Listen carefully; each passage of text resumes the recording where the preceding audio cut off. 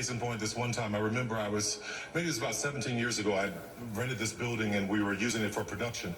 And I was walking to my car one day and I see this woman coming up out of the corner of my eye and they say, she's homeless, let me give her some money. Judgment. I wish I had time to talk about judgment.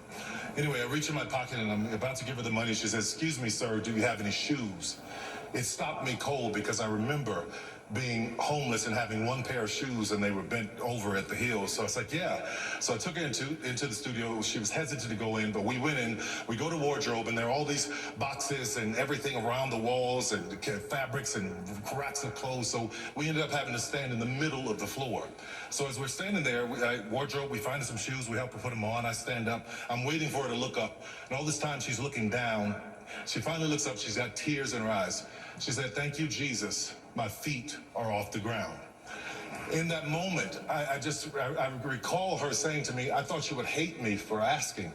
I'm like, how can I hate you when I used to be you? How can I hate you when I had a mother who grew up in a Jim Crow South in Louisiana, rural Louisiana, right across the border from Mississippi, who at 9 or 10 years old was grieving the death of Emmett Till.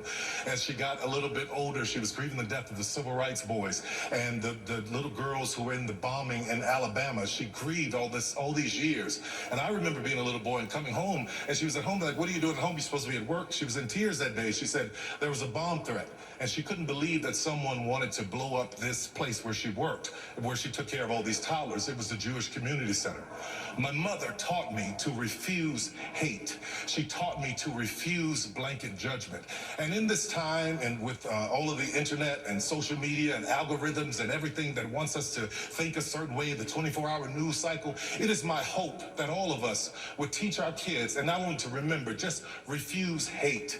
Don't hate anybody. I refuse to hate someone because they are Mexican or because they are black or white or LGBTQ. I refuse to hate someone because they are a police officer. I refuse to hate someone because they are Asian. I would hope that we would refuse hate.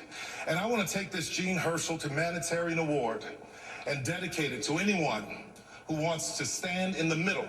No matter what's around the walls, stand in the middle, because that's where healing happens. That's where conversation happens. That's where change happens. It happens in the middle. So anyone who wants to meet me in the middle, to refuse hate, to refuse blanket judgment, and to help lift someone's feet off the ground, this one is for you too. God bless you, and thank you, Academy. I appreciate it. Thank you.